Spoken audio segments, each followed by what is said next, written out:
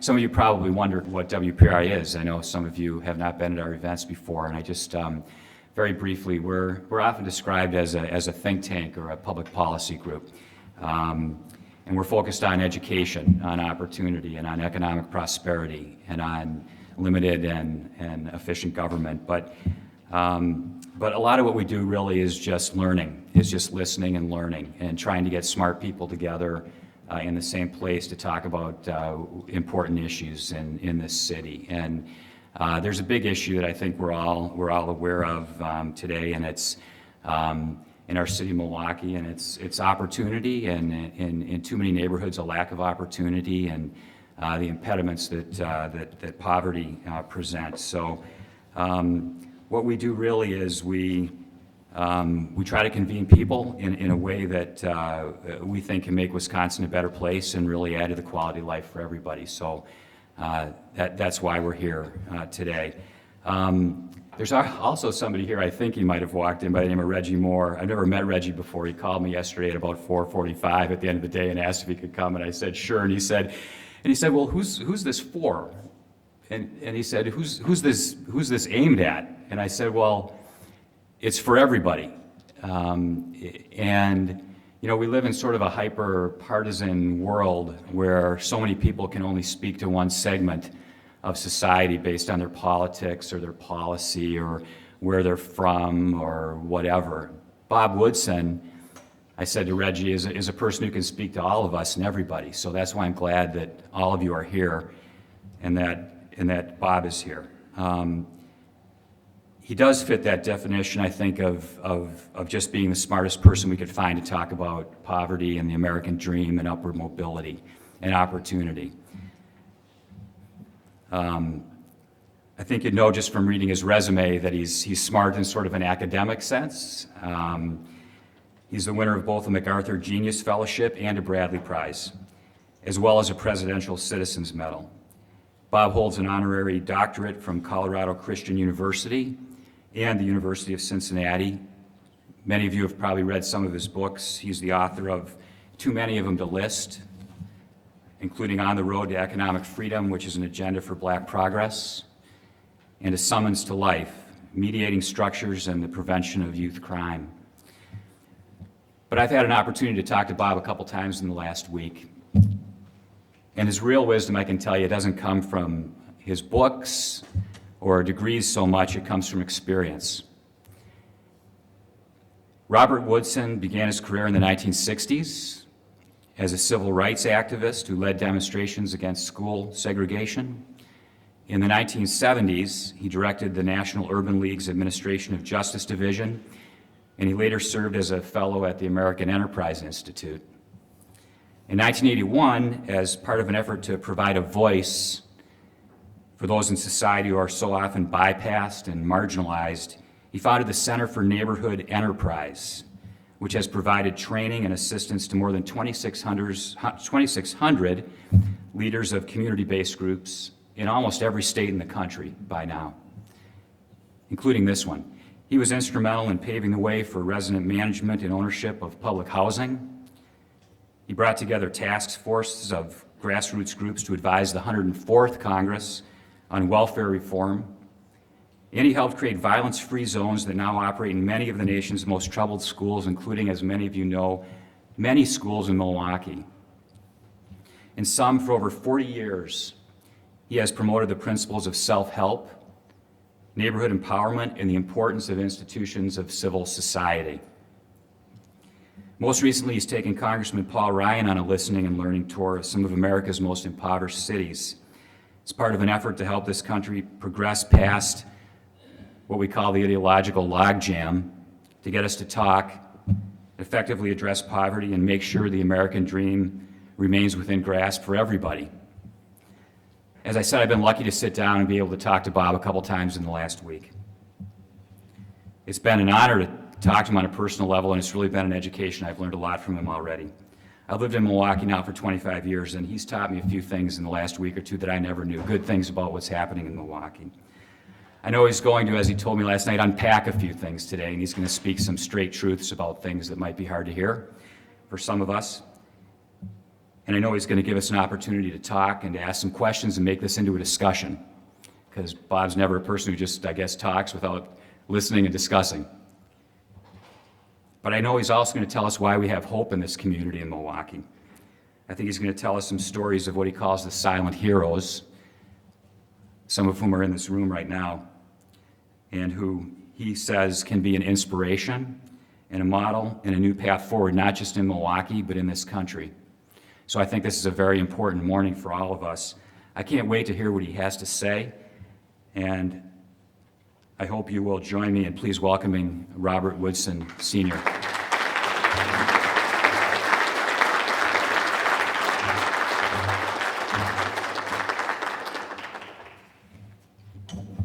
I want to thank the Center for inviting me, and also this is Wisconsin and Milwaukee is home. I want to give a shout out to Mike Graby. After all, I've been supported by the Bradley Foundation since 1986. In 1993, when we were invited by Bradley to come in because their consultants told them there were no grassroots leaders like the ones that are here in the city. And so I said, I've never been to Milwaukee on the streets, but let me come. And in 3 days, I went to barbershops, hairdressers, and I asked people, where did folks turn to when they're in trouble and in crisis? And everybody mentioned Bill Locke, Deacon Locke. And then I knocked on his door. I said, why do people always come to you? And he explained, and then he introduced me to Leslie Handy and then to other people. And next thing you know, we had 30 people that I had met. A whole network of grassroots leaders. So I want to really thank Bradley for introducing me to. There is a prayer that I utter each time that I speak, and I commend to you, and that is, Lord, give me the strength to tell and pursue the truth, especially when it's inconvenient to me. Because if you want to go someplace you haven't been, you got to be willing to do something you haven't done. Or as my grassroots folks say, if you keep doing what you do, you keep getting what you got. And as a nation, I think Dr. King also said that self-examination and self-criticism is the highest form of maturity. All of us in our personal lives, our institutional lives, and in our corporate lives should always be willing to examine and challenge what we're doing. So my purpose this morning is threefold. One, to inform. The second is to inspire. But the most important one is to challenge you. And I believe that the character of any nation is determined by how we treat its weakest members. The Bible says, as you do it unto the least of these, you have done it unto me. Prior to the 1930s, the responsibilities for caring for people that were poor and destitute rest within each of the groups, their own formal institutions, the churches and the other informal institutions. But when the stock market crashed and the banks crashed, those private institutions were overwhelmed. And so government intervened for the first time in the economy on behalf of poor people. But intervention was government to individuals. But even the promoters of the New Deal were very, very clear that a support for the poor was to be temporary. It was never to be morphed into an entitlement program. And they were very careful about that. And so that most of the institutions, like the families, particularly in the black community, is often as a moral barometer of the health of the nation. Even in the black community, and up until 1962, 85% of all black families had a man and a woman raising children.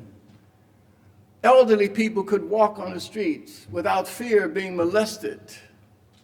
Those were the conditions that we met. But a major paradigm shift occurred in the 60s with the war and poverty, where government intervention into the marketplace changed from providing aid to individuals, but government money was translated into services for the poor. So 70% of every dollar then went not to the poor, but it went to those who served the poor. So we saw the expansion of the social welfare system. Master's degree for every malady that the poor had, there was a master's degree for it. And so what happened, rather than concentrating on problems that were solvable, the poverty industry focused on problems that were fundable. And so the priorities as to what would be focused upon was determined by what the funding streams were. And so what happened is that poor people became a commodity by the social. So it doesn't matter how compassionate you may be, if the economic incentives are perverse, so that your well-being is dependent upon the despair of someone else. It doesn't matter what your personal attitude toward that person is. There are strategic interests that are hostile to the interests of those that you're serving. So it doesn't matter how compassionate you are. For a long time, I believe that the deterioration of the black family going from 85% down to 30%, I thought it was just a natural kind of response to the forces that existed until I read this book, and I commend it to all of you. It's called A Future Once Happened Here by Fred Siegel. It was written in 1979, but Fred very carefully begins to describe what the social welfare policymakers in New York, Los Angeles, and Washington, what they did that helped contribute to the massive problem that we have today. Despite all of the stress in the cities between 1945 and 1960, we saw a tremendous influx of about 600,000 sharecroppers coming from the South as the South agriculture became mechanized. And they began to flood into the cities. And this but there was an attempt on the part, but even with this influx into the cities, welfare in New York City and others only rose between 16 and 14%, primarily because the public attitude about welfare dependency and the private attitude toward welfare was compatible. The public policies were very careful not to promote dependency because they believe, as Michael Harrington in his book, The Other America, that it was toxic, improving condition. It was toxic for people to be dependent all their lives on external, and people's personal attitude avoided becoming dependent. So you had a compatibility. But a major shift occurred at Columbia University with Cloward and Piven and some of the other policymakers there. They believe that what we should do is move welfare from a safety net to an entitlement, and then they linked the civil rights movement to the poverty movement. And so then all of the moral requirements for aid were removed. In fact, they said it was racist for black families to be held to the same standard as the rest of America. So welfare moved from a safety net, an ambulance service, to an entitlement, to then reparations. And so the 100-year-old Community Service Society stopped doing casework. Lawsuits were filed that would prevent the welfare department from inquiring about the paternity of a child. And so it was then promoted by Cloward and Piven and the rest that welfare was a right. In fact, they said that what we should do is encourage dependency. They called it creative dependency, that people had a right, that we should detach work. And so that's when the terms like menial work and dead-end jobs so that men began to leave the workforce to go on welfare because the combined welfare benefit and Medicaid was higher than a minimum wage job with benefits. When we began to deconstruct the whole concept of work, welfare went from 650,000 up to 1.5 million in 9 years, at a time when the economy in New York City had an unemployment rate among blacks of 4%. So there's this myth that somehow welfare is in response to downturns in the economy.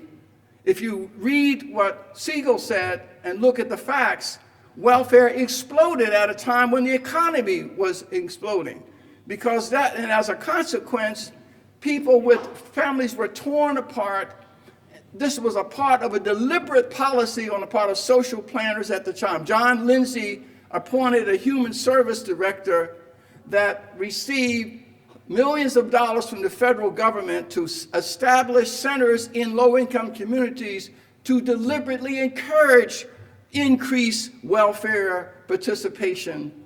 Because Cloward and Piven's purpose for doing this, in their own words, is to bring this country to its knees and foment despair and discontent in order to bring about major reform.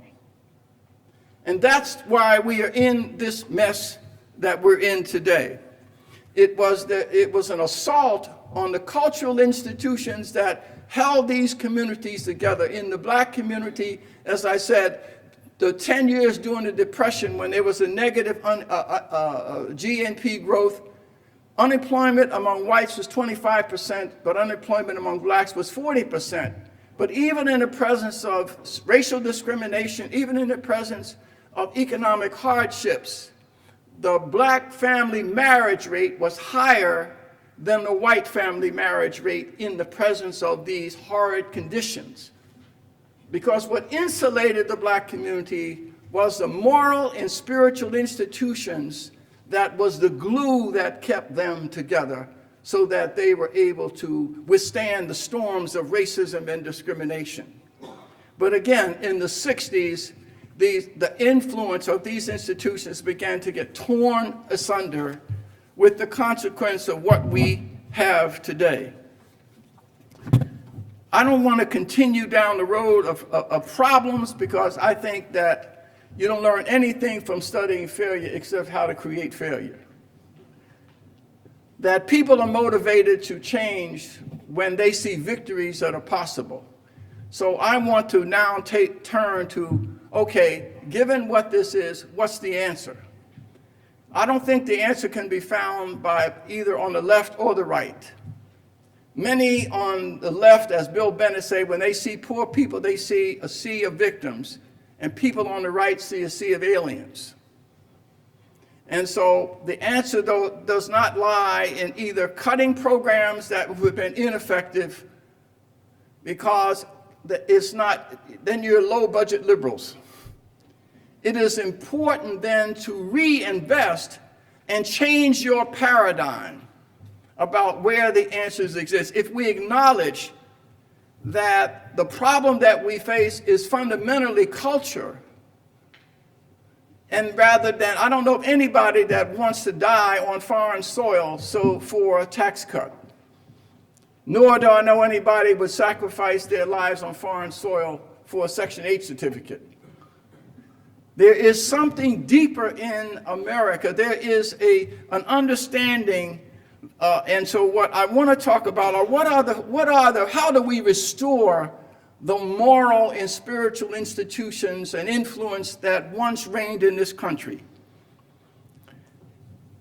Samuel Adams, I think, talked about the general proposition. He said, a general dissolution of principles and manners will more surely overthrow the liberties of America than the whole force of a common enemy.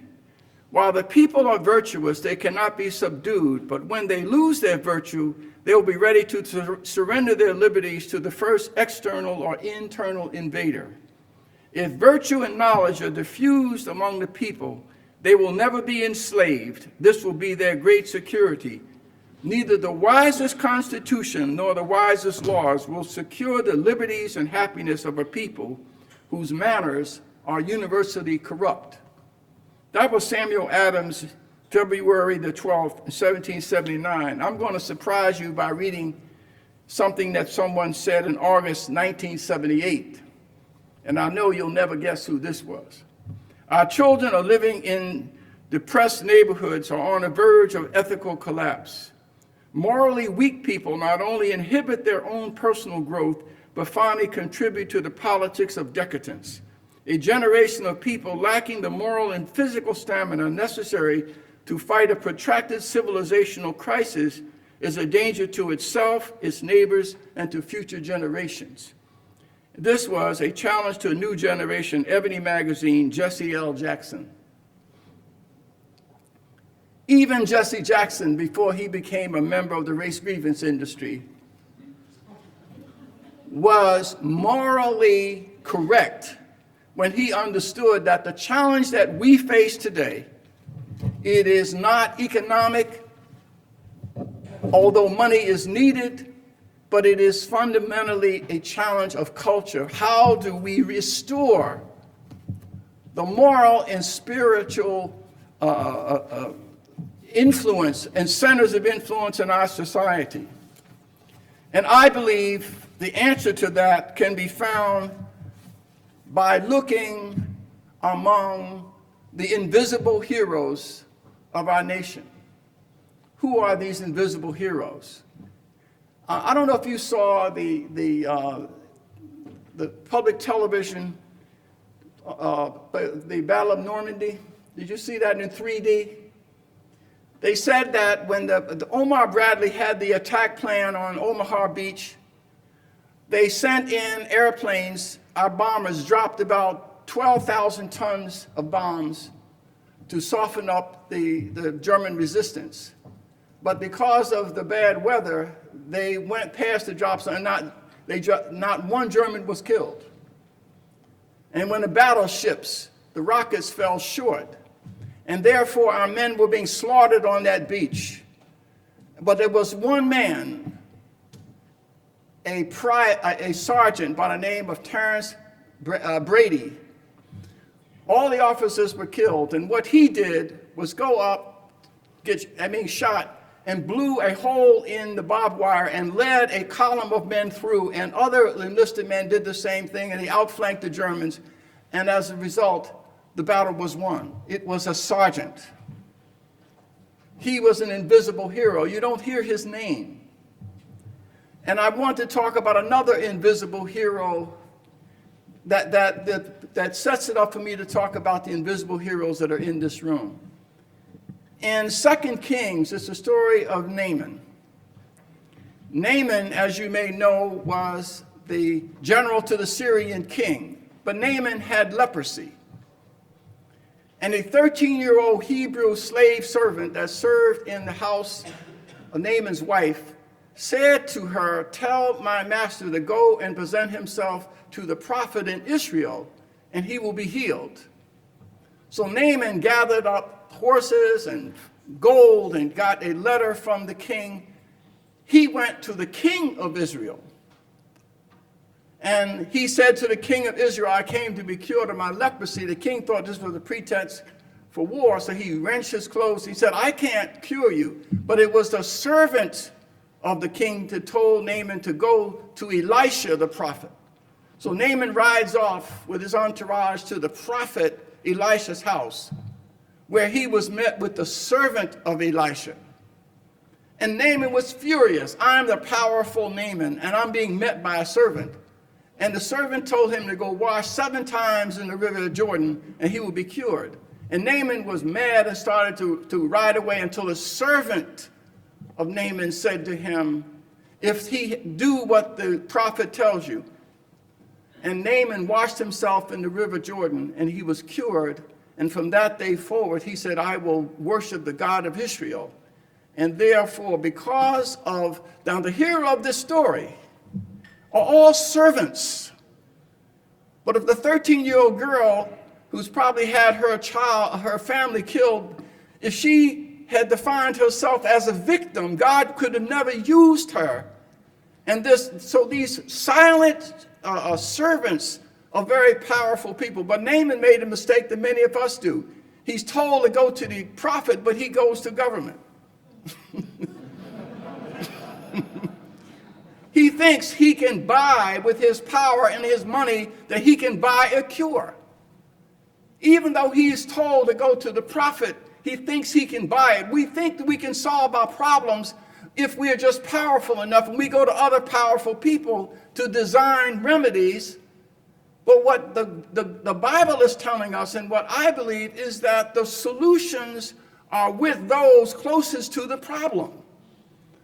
Those silent heroes are the people with the solutions.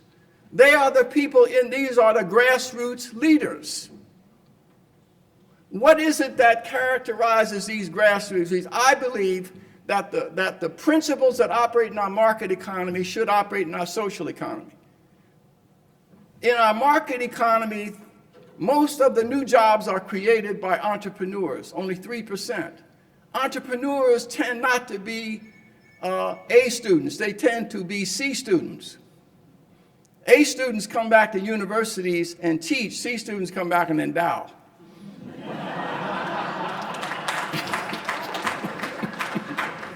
Because smart people have to have all the answers before they act, and when they act, the opportunity's gone. But C students are able to act in the presence of their doubts and uncertainties. And they're able to make a mistake and then recoil from that and go back and try it again until they get it right. Well, our grassroots Josephs are like that. In our social economy, we rate people the way Naaman did, by their titles and their degrees. But in our market economy, we don't care whether Steve Jobs has a degree or not. Because in our market economy, we've been more influenced by the behavior and actions of people. The grassroots leaders like Don Barnett and Victor and all of the other groups, and I want to say hello to them that are here, they are the community antibodies. They are the silent heroes. These are the people closest to the problems, and they are the ones that have the moral authority and the trust. They are the ones that believe that there's no problem that they face that they don't have that they can't solve. When the rest of us are cynical about whether there are solutions, there is Victor and Don smiling, saying no matter how messed up a young man is or a young woman, no matter how many drug arrests they may have, or how many of their mothers are prostitutes or fathers in jail, it doesn't matter what the background is. They're capable of redemption. And what they need to be delivered from these is somebody who loves and believes in them and invests in them. They are the community antibodies. We as a nation must turn to the people in those communities that have the trust and confidence and the moral authority. Their authority comes from them exhibiting the values that they want them to live by. When Andre Robinson was in the school and a 16-year-old was being arrested for unruliness because he hadn't taken his medicine, the moment someone said someone should go get Andre, the young man calmed down. He calmed down. And he was, and Victor, and I remember the young men that they have, 800 of them over the course of 8 years, instead of being sent to prison for violent offenses, they were remanded to the custody of Victor and Running Rebels, where they were being supervised in their homes by people who are from the same cultural and geographic zip code. And they had moral authority because they were examples to those people of the path that they should follow. And therefore, they were transformed. The violence-free zone programs that we have operating in 12 schools, where we can reduce violence by 25% in the first 3 months. Young people that everyone else had given up on are being transformed and redeemed by the hundreds because of the moral authority that Don and Victor, they don't have money, they've got moral authority. The challenge that we face and you face in this city, I think it's a national treasure. But it's like, again, an entrepreneurial event. We need to appreciate the need to support these efforts around the country. You know, the challenge that entrepreneurs have is naysayers. When Henry Ford first invented the car, everybody said, well, why do we need a car? There are no roads. If the tires break down, there's no place to fix them. There's no gas stations. And so all the naysayers say, so why you need a car if you don't have this? We don't understand that infrastructure always accommodates innovation. You invent it, and then somebody else will come along and improve on that invention, expand on it. So someone says, oh, there's a car. Maybe I'll open a place to fix the tires. Someone else says, I'm going to start a gas station. It's just what Steve Jobs, you understand that Apple company, 60% of its revenues is from a product that didn't exist 5 years ago. So because they have developed a platform, and then everybody takes that platform and applies their own apps and accessories, and so businesses are spawned. Ladies and gentlemen, I'm saying to you what the organizations from Community Warehouse to Jim Buskey and the Lighthouse Youth Center and Carl Quindell and Mike Osman Acts Community and Victor Barnett and Karen Higgins and Christian Center, Pastor Ken Fisher of the Wisconsin Lutheran High School and Angela Robinson and Perry Brown, all these are community antibodies. And if they're properly resourced, they can become an immune system. But what they require is not only investment, but an opportunity to grow and to prosper. I really believe that Milwaukee holds the key to changing this country because civil order is on everybody's mind. You cannot have economic development, education, unless there's peace in the streets. And the peace can only come when predators can be converted into ambassadors of peace. And that's what the groups that I named do every day. And collectively, they can be an immune system that can be copied throughout this nation.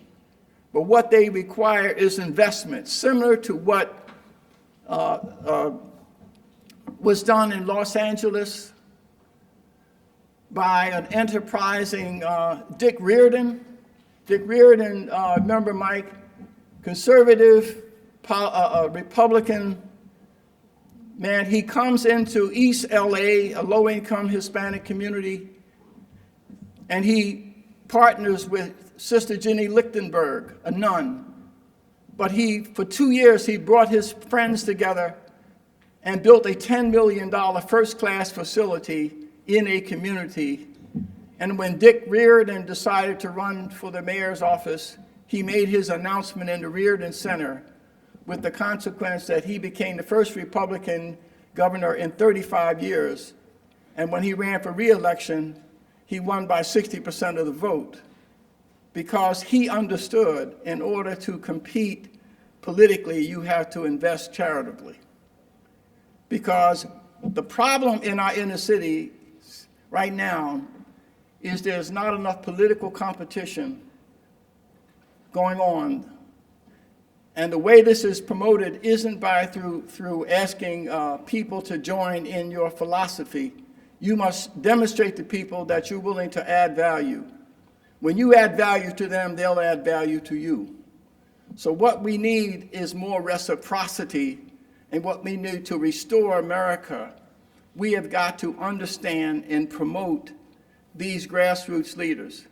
Going back to my model in the marketplace, what I love about the free enterprise system is that it rewards performance, not credentials. and that, as I said, there's an inverse relationship between success as an entrepreneur and education. Everywhere I've been, when I've said that, people look in the back of the room and said, he was the last man to finish in law school and he can buy all of us. And our grassroots leaders, their authority comes from their actions, not from their rhetoric. When Jesus was asked by John the Baptist's servants, are you the one or must we seek another? He didn't respond with his resume, George. He responded by healing in their presence and say, go back and tell them what you saw. This is the power that these grassroots organizations command in this city and around the country. They don't engage in rhetoric. When you want to know if they are effective, you need to go personally. Don't send your staff. No, you go and see firsthand the powerful message that they are imparting by their actions. And some of them are not well educated. Not all of them have come from troubled backgrounds like Dawn and Victor. Some of them were predators, but through God's grace became transformed and redeemed. And their redemptive life is a witness to others that redemption is possible. That is what we have got to do. And I'd like to end in quoting one of my favorite people, and that is A.D. Gaston. A.D. Gaston was a mentor. He was Alabama's first black millionaire. He had a 6th grade education. And he started one of the first insurance company. And A.D. said, it's better to say, I is rich than I am poor.